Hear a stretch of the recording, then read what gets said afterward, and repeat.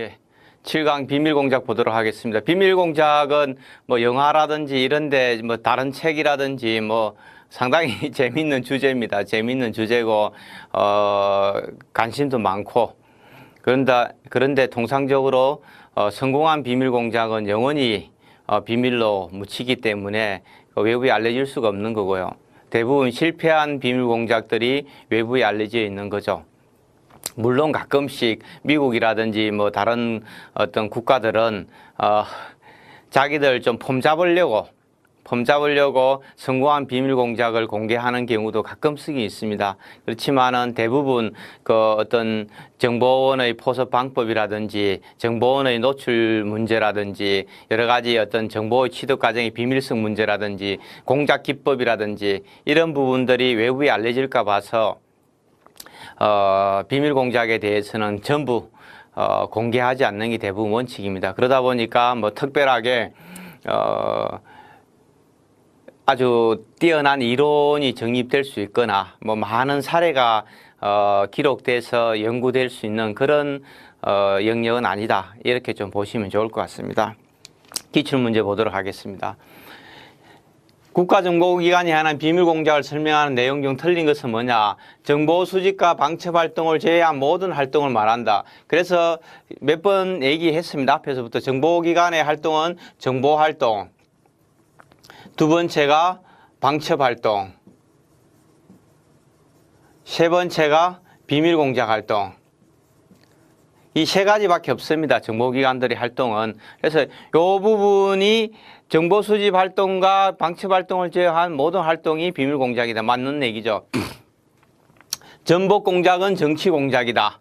그래서 비밀 공작의 종류에 대해서 알고 있는지를 묻는 문제입니다. 전복 공작하고 정치 공작은 별개의 공작입니다. 그래서 비밀 공작의 종류입니다. 선전 공작, 정치 공작, 경제 공작, 전복 공작, 중군사 공작. 폭력의 높고 낮음에 따라서 폭력이 가장 높은 것은 중군사 공작입니다. 가장 낮은 것은 선전 공작이고, 위장 부인의 정도가 높고 낮음입니다. 위장 부인은 무슨 의미합니까? 혹시 발각되었을 때, 내가 하는 게 아니다. 우리 국가가 한 게 아니다. 우리는 모르겠다.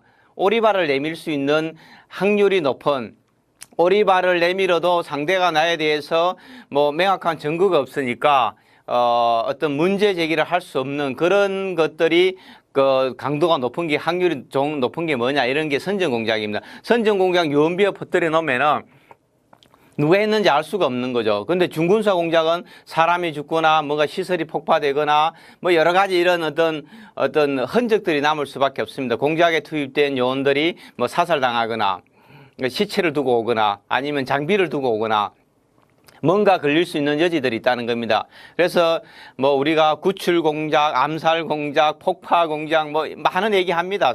유인 공작 뭐 이런 얘기들도 많이 하고 뭐 그 공작의 종류가 많은 것처럼 얘기를 하는데 그 활동을 기준을 따라서 하는 뿐이고 공식적으로 비밀 공작의 학문적으로 분류하기는 선전 공작, 정치 공작, 경제 공작, 전복 공작, 중군사 공작 5가지 영역의 카테고리로 나눌 수 있다. 이렇게 하시는 게 좋을 것 같습니다. 대부분 비합법적인 활동인 경우가 많다. 대부분 비합법입니다. 사실 남의 나라 가서 사람 죽이고 오는데 암살하고 오는데 그게 뭐 자국에 있으면은 살인이죠. 살인. 자국에서 그런 일을 했으면 살인인데 해외니까 뭐 다른 나라 사람 죽이면 좀 어때? 그렇잖아요. 자국의 국가 이익을 위해서 다른 나라 정치인 죽이면 어떠냐는 거죠. 뭐 이렇게 생각한다는 겁니다. 비합법적인 대부분.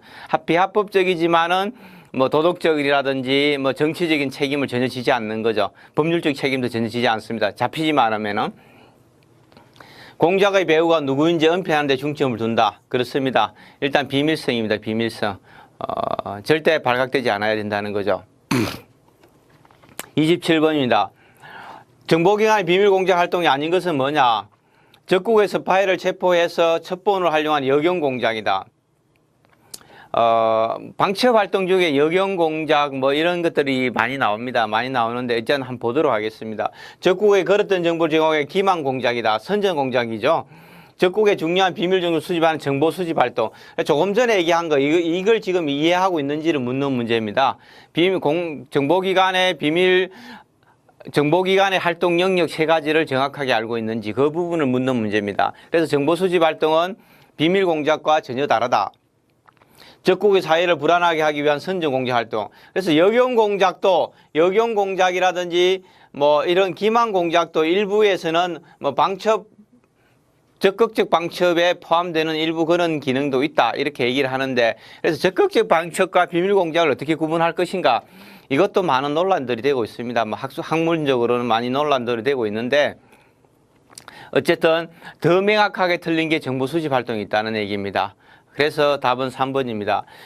28번입니다. 비밀 공작 활동의 결정 과정과 관련이 없는 것은 공작 계획을 수립한다든지 비밀 공작 요원을 모집할 수 없는 거죠. 이미 있다고 가정하는 겁니다. 정보기관 내에. 뭐 미국 같은 경우에 네이비실이라든지 델타포스라든지 뭐 그린베레라든지 뭐 아니면 CIA의 특수도 공작부서 직원들이 이미 있다고 보는 거죠. 비밀 공작 요원을 길거리에서 모집할 수는 없잖아요. 그게 우리나라 뭐 여러분 기억하실지 모르겠지만은 아마 실미도 영화라고, 실미도 영화 보시면은 요즘 뭐 배부르게 해줄 테니까 좋은 일거리 있는데 한번 해볼래? 그래서 길거리에서 깡패들하고 뭐 예를 들어서 뭐 좀 덩치 큰 사람들 모아가지고 훈련해서 북한에서 김일성이 목을 따자 뭐 이런 걸 했던 게 실미도입니다. 사실은 뭐 말이 안 되는 얘기인데 60년대 70년대는 뭐 사람 목숨이 뭐 국민의 인권이라는 게 이런 것도 없고 뭐 아무것도 없었다는 거죠. 나라 자체가 대한민국이라는 게. 그래서 실미도 혹시 영화 한번 보십시오. 실미도 치보시면은 거의 내용이 거의 사실에 기반했습니다. 그게 공군 2325 정보부대가 인천 앞바다에 있는 실미도라는 섬에서 모집한 사람들 데리고 훈련해서 북한에 파견하려고 그러다가 파견하지 못하고 너무 시간이 끌어지면서 이 사람들이 폭동을 일으킨 건데, 제가 공군 정보부대 출신인데 제가 그때 훈련 받을 때 사실 실미도 요원들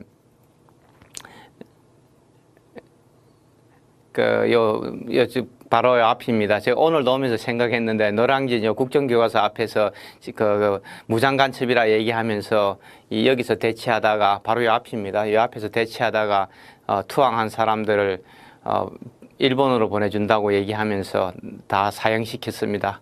국가가 거짓말을 한 거죠. 거짓말해서 사형을 다 시켰는데 그 사람들도 무덤이 없습니다. 무덤이 어디에 시체를 묻었는지도 모르고 흔적이 없습니다. 기록도 없고. 제가 오늘도 이렇게 전철 타고 오면서 유한양행하고 노량진 지나오면서 참 실미도 생각이 갑자기 나더라고요. 실미도 요원들 사살한 그런 기억이 났었는데, 제가 훈련 받을 때 그때 실미도에서 생존했던 유일한 사람 하사관 부사관이죠. 요즘 얘기하는 준이가 있었는데 그 사람의 얘기도 듣고 했었는데, 어쨌든 공작 요원을 모집을 할 수는 없다는 얘기죠. 실미도 혹시 영화 꼭 보십시오. 재미있습니다. 정말 그런 일이 일어날 수 있을까 이런 생각이 들 정도로 비밀 공작 활동을 결정하거나 비밀 공작 활동을 수행하는 겁니다. 그래서 비밀 공작을 결정하는 5단계 수요를 제기하는 거죠. 얼마 전에도 우리나라도 그런 얘기 있었던 것 같은데요. 제가 봤을 때 박근혜 정부 때입니까?